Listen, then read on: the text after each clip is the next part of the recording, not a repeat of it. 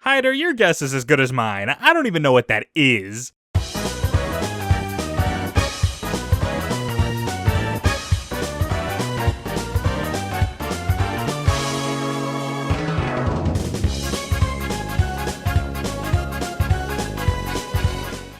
And now, time for what my psychotic delusions have really been begging for. Kirby's Adventure's development began pretty much right after Dreamland's, because while the game was gonna be a smash hit for HAL in the long run, in the short term they were still broke as hell, teetering on going belly up. They went to Sakurai and asked him to make an NES port of Dreamland, and honestly, with an idea like that, it's a miracle we still have HAL today. Sakurai instead borrowed several elements from Dreamland and put together a new game with the goal of continuing his accessible design philosophy, while also trying to find ways to entice more seasoned home console players, considering the NES was well on its way out by the game's release in 1993. And with that little bit of history out of the way, this brings us all the way back to the game itself. And you know, off rip, I gotta hand it to this game. It's got like a whole 10% more story than Dreamland. Sometime after getting all the food back from King Dedede, Kirby wakes up from a power nap and realizes he didn't have any dreams to smile about, which prompts him to go check out the country's dream spring. It's here where he finds out Dedede is back to business, as he's yoinked the spring's star rod and spread pieces of it among his buddies. Now to some, the important thing might be that Dedede is stealing, but to me the real big news here is that Dedede's just a really swell guy who loves making friends and giving them presents. You know, like all vile piece of shit penguins do. Thankfully, our hero Kirby is significantly better adjusted, and he goes off to once again beat everyone to death with his gaping maw so he and he alone can get a better night's sleep.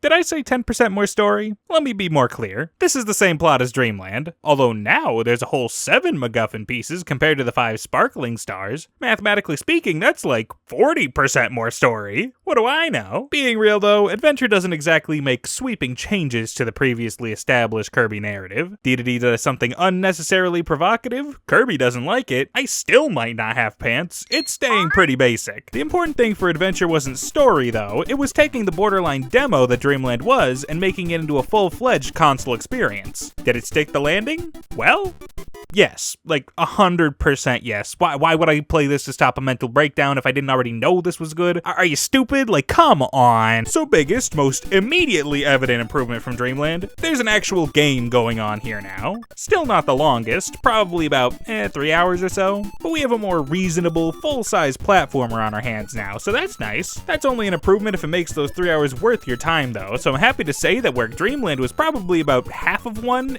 Adventure is the first full Kirby game. We're now operating with 7 levels that almost all have 6 stages apiece, plus another stage dedicated to a boss battle. Each of these regular stages are also about the same length as any given Dreamland level, and take the opportunity presented by having 39 of them to get really creative for the NES era. You run the gamut from green plains, large mountains, icy landscapes, pirate ships, hell, even space. That's not even mentioning the level-long gimmick of butter building, as you spend each stage scaling this tower towards the sky, and they produce this shockingly good 3D effect where when you're on the outside of the tower and you start moving, the entire thing starts rotating with you. It's so sick. And this theming is even further enhanced by the fact the next level, Grape Garden, starts off where butter building left off, as you're floating through the clouds at the top of the tower. I think the creativity on display is one of the best attributes of Adventure. It never gets stale even though the gameplay is generally similar to what came before. After all, you still go from room to room of a stage, floating, platforming, and inhaling enemies to... About time you showed up. Copy abilities make their debut in Adventure, being Sakurai's idea to get more seasoned NES owners invested into a Kirby game, and now that they're here, I have so much to say. There's plenty of sequels that have improved the vision of the original game by means of new mechanics or other content, but I think going from Kirby's Dreamland to Adventure is my pick for the biggest hike quality a series has ever gotten from one edition. So much of the structure of Adventure is identical to its predecessor. You could totally beat the game without ever using a copy ability and experience a 2D platformer where you float from stage to stage and can only attack by just being plain-ass, pink-ass, nothing-ass Kirby. And if it was still fully operating on those rules, it would end up as a prettier, blander experience due to the increased runtime. Copy abilities are, unquestionably, the life and soul of most of the franchise. You see an enemy that's doing something a little more than running around or flying, give it a gulp and you can take its powers for your own. And if you're not a fan, you can get rid of it with the press of a button and eat something else that might suit your playstyle better. There are 25 24 copy abilities throughout the game, and they exhibit a strong range of options, such as spitting a geyser of flames with fire, suplexing small fry with backdrop, getting to finally use that Waddle Doo's power with a potent beam, or even bouncing around with the god-awful ball. This one sucks actually, don't show that. Regardless, this lineup, while pretty standard compared to some later outings, does more than enough to show and fulfill the potential of this concept. Some are more practical in combat, some are used to solve puzzles, some are even better for traversal like Wheel or Fireball. I thought about ranking them in full, but that would pad the runtime, and I can always come back to this idea when I actually have some more games under my belt. So instead, take this tier list and bitch about it with internet strangers. Yes, I know, High Jump should be S tier. I promise you're right, buddy. Adventure also does a damn good job through the overworlds of providing you ample ways to get copy abilities without forcing you to replay individual stages. Each level presents you with a small hub that contains doors to their individual stages, subgames we'll touch on later, and at least one door that provides a copy ability. These can come into both the museums, which offer idle enemies that can be used without any risk and occasionally have some relevance to the level design of the stages in that area, or in the little coliseums that task you to beat a mini-boss with the reward being their generally unique abilities. These are awesome ways to make sure a player can, for the most part, have access to a copy ability they like if they die in a stage. And since backtracking between levels is possible and not too much of a hassle, it makes for a great quality of life feature. The only complaint I can think of with these is that while there's like 24 abilities, a few of them are more or less copies of each other, with maybe small differences to set them apart. My favorite abilities in the whole game, Sword and Hammer, function virtually identically in most situations. They're a close-range weapon that lays out some serious hurt, can be swung in a circle around you in midair to ward off any incoming enemies, and are usable underwater, an area most abilities simply can't be used. For all intents and purposes, there's no difference between these, but Hammer is able to break certain blocks and pound stakes into the ground, which gets used a few times in the entire game. There's also Parasol, which you also swing around like the other two, but you can also, get this, glide down with it.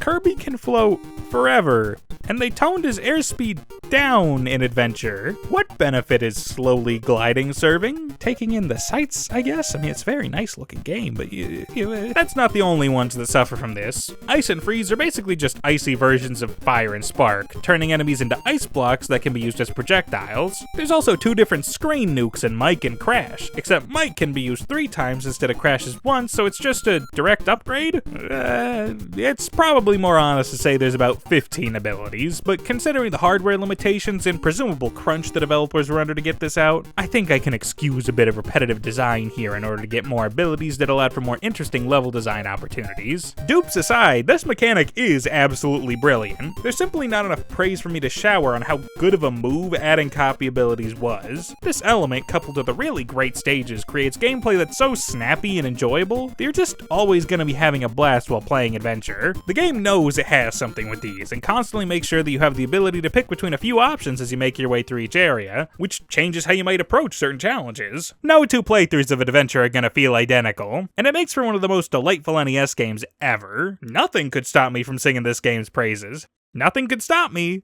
Just slow me down. Okay, so on a more general presentation note, this game looks amazing by the standards of the NES. It's vibrant, popping with color at all times, besides the one time it isn't. Has really high quality cutscene work for the time. Kirby and enemy sprites are brimming with charm that do a fantastic job of exhibiting a fully realized world on an 8-bit system. But oh good lord, the NES isn't built to handle this. Adventure suffers more from slowdown than most any other game on this system, at least from the ones I've experienced. It pushes everything about the console to its limits, with all sorts of enemy sprites on screen at the same time, Kirby using graphically intensive effects, and while that's all well and good, the slowdown is something you will experience early and often while you play the game. And I swear more than once it caused an input to drop on me, which is frustrating to say the least. It's not unplayable, I don't think it's fair to call it that, but it's definitely not ideal. This isn't a problem in all versions of the game, to be clear. Namely, the 3D Classic release for the 3DS doesn't have any slowdown and is easily the best way to play the game. But considering that version is trapped on a completely dead handheld, and that makes the most frequently available version nowadays the NES one, I do think it warrants criticism as an unpleasant aspect that you really can't avoid if you want to play this game.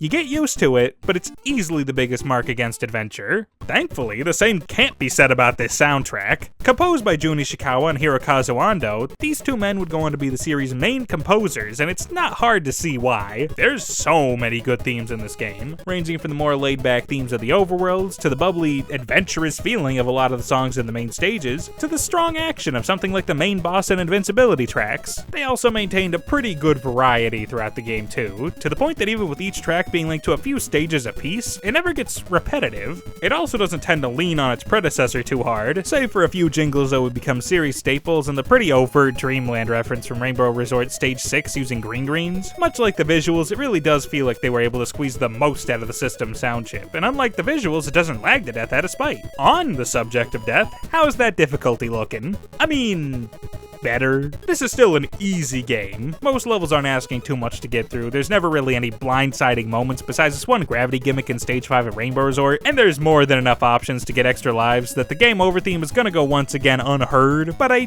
do think that this is somewhat more challenging than Dreamland. The enemy variety in this game is leagues above that of Dreamland, so the mixtures being sent can ask much more of you than the original game, and mini-bosses are way more of a threat. Even with abilities, these can kick your ass. This one in particular, Mr. TikTok, he can go get his clock clean, dude. I hate this guy. Despite having 6 hit points, you probably aren't going to beat the entire game by sleepwalking, which is something I really appreciate, but it does still remain dedicated to beginners on the whole. The main bosses are a good example of this easy but demands focus mentality. Wispy Woods and Kracko return from Dreamland, and while Wispy stays pretty similarly basic as it is the first boss, Kracko does get this neat new bonus segment where its smaller form, that's confusingly named Kracko Jr., chases you through the sky, giving you access to high jump to dodge or break through its aggressive assault. As for newbies, Paint Roller is probably the worst of the lot. It moves between 4 easels to drop some sort of obstacle for you to easily dodge or spit back at it. It's just kinda okay, but the other new ones are all pretty good. Mr. Shine and Mr. Bright is a pretty cool tag team fight where you can either attack the one tagged in with a copy ability, or by using projectiles from whichever partner is tagged out. Heavy Mole sees you go up against a robot as it digs its way through the underground, allowing you to go to town as it fires missiles at you that can give you both good and bad copy abilities. The most iconic though, of course, is Meta Knight. This guy has a surprising amount of presence throughout the game, since his crew appears in several stages and demands you defeat them to advance. And once you meet him near the end of the game for his boss fight, he won't even begin to fight unless you wield the sword he tosses you. His fight is outstanding, as you try to dodge his flurry of attacks while getting opportunities to take some stabs at him yourself, all concluding with that shot of his mask breaking and revealing that he's the same species as Kirby. It's just such a cool boss, man. Getting copy abilities into the mix did these a lot of favors, since now there's all sorts of options for how to tackle most bosses, and finding the best one for the occasion can be real satisfying. More satisfying than Dedede, at least, who once again takes on the role of final boss. I mean, this is more or less the same fight as Dreamland, besides him having a new attack where he floats towards you. He might even be easier, given you have a lot more screen real estate to work with now. Ah well, we take him down, retrieve the last piece of the Star Rod, and return it to the spring, ending Kirby's adventure. Why is Dedede so stressed out about this? Good lord, man, get a grip. You've got plenty of friends who will help you get over this. I just beat all of them up. Take it easy. What was I, right, yeah. Kirby returns the Star Rod to the Fountain of Dreams, and...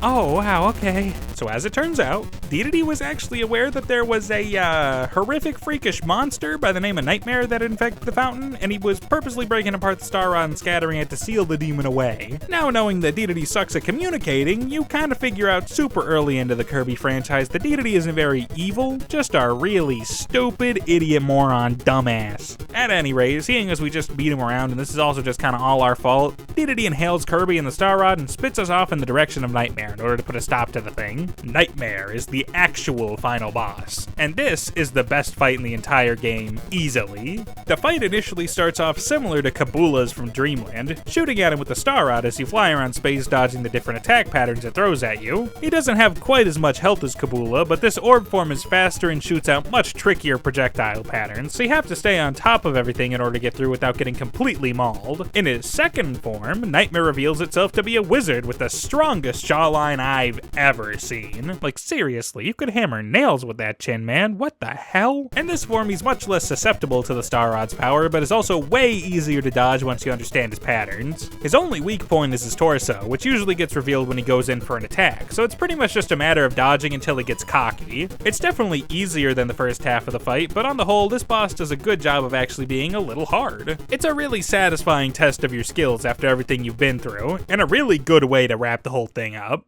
With Nightmare defeated, the Star Rod can go back to the Dream Spring for real, allowing sweet dreams to return back to the people of Dreamland, and of course Kirby. With no more fake outs, this ends Kirby's adventure.